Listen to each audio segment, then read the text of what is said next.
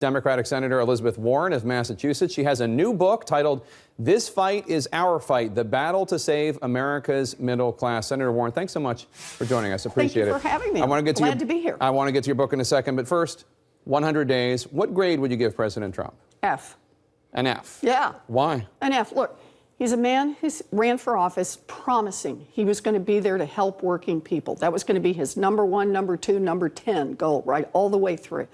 And so what has he done? Well, first, he assembles a team of billionaires and bankers and hands the keys over to them, says to Goldman Sachs, you figure out how to deregulate the economy. I mean, what could possibly go wrong?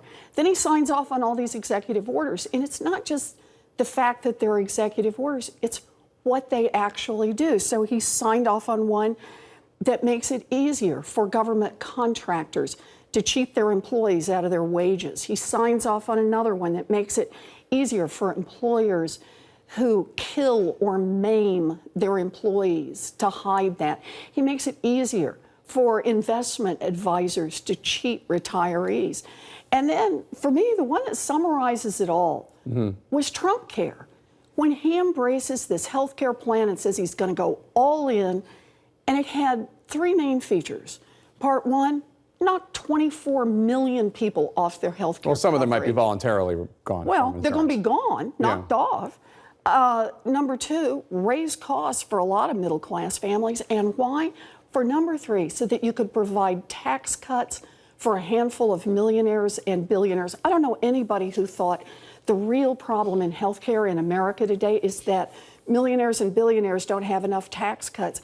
He promised to deliver for America's working people, and what he's delivered is a gut punch to America's working. You write extensively in the book about the Democratic Party and how it needs to attract voters who have essentially been overlooked, ones who went for President Trump. A new Washington Post ABC News poll finds that 67% of respondents believe the Democratic Party is out of touch with most people in the U.S. That's a higher number that say that about the Republican Party. Among those who identify as Democrats, 44% say the party's out of touch. What's going on?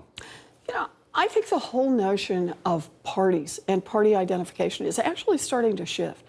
I think what's happening in America right now is where the real energy is just in the grassroots. And a lot of the grassroots is a very progressive grassroots. It's saying, look, we get it. The game is rigged. It's rigged in favor of those at the top and rigged against the rest of us. And we want some accountability on that. We want to see a government that works for the rest of us. So you write in your book that Hillary Clinton lost because middle and working class voters did not think she was sufficiently committed to fighting for them. You wrote, quote, where it mattered in the vote tally, where America had been hit extra hard by lost jobs and declining opportunities, our side hadn't closed the deal. Shame on us. I've heard a lot from voters in those states, Pennsylvania, Wisconsin, Ohio, Michigan, who to this day have no idea what Hillary Clinton's economic message was. Did you ever think that during the time, and did you ever express it to the campaign? So look, I'm somebody who talks about this stuff I believe in. And that's what I did as loudly and as vigorously as I could. And I get it.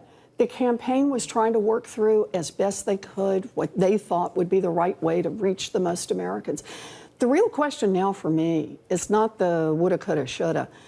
It's what we're going to do now. And it's this first 100 days. I mean, this is a milestone. I get it.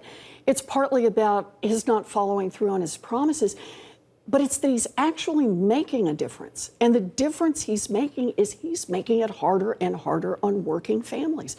So it's the focus on how are we going to be in the fight for the next 100 days and the next 100 days and the next 100 days. Look, I get it. Democrats do not have a majority in the House or in the Senate. We have to use other tools to fight back. So Bernie Sanders is campaigning for a Democratic candidate in Nebraska who opposes abortion rights. Now, I know you're working hard to promote female candidates, especially female candidates who support abortion rights. But when you talk about your party being at such a minority, I mean, I think it's the worst position for the Democratic Party since like the 1920s or something, that when you include all the state legislatures you've lost as well. Is it right for Senator Sanders to reach out and support Democrats who oppose abortion rights? Look, my position on this is really clear. I've been very loud about this. I am pro-choice. I have been pro-choice for a very long time. But does everybody else have to be? Look, I am vigorously pro-choice, and what I want to make clear is at the federal level, We may be in a fight over this before the end of the week. Remember, the Republicans over and over and over keep sticking back in that they want to defund Planned Parenthood, that they want to be making the decisions about what kind of health care women are going to get access to.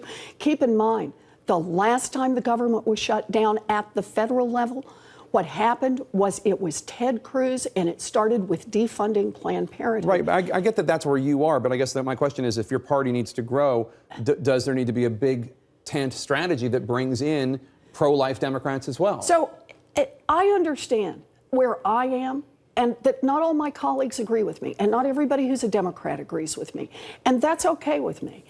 We got to have people in, but we've got to be in the fight. And I am in the fight on choice.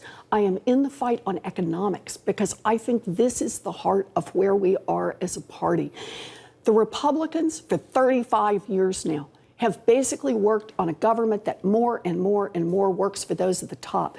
Cut taxes for those at the top, deregulate for those at the top, and kick dirt in everybody else's face. What we have to do as Democrats, and what I talk about in this book, how to do it, is we got to be in this fight for working people. And that means working people all the way. We got to be in this fight in order to argue, to make the investments in education, in infrastructure, in basic research, to have trade policies that are going to work for working people. So we got to be in that fight. I want to ask you one last question, and I'm interested in your answer both as a law professor and also as somebody who was at Harvard for a long time. There's this big issue going on about conservative pundit Ann Coulter and whether or not she has a right to speak at Berkeley. She was invited by the Berkeley Republicans.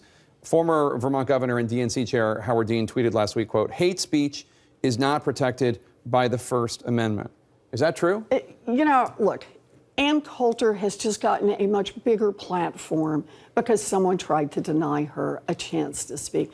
My view is let her speak and just don't show up. If you don't like it, don't show up. All right. Senator Elizabeth Warren, it's a pleasure having you. Good luck with the book. It's good to see you again. Thank you so much.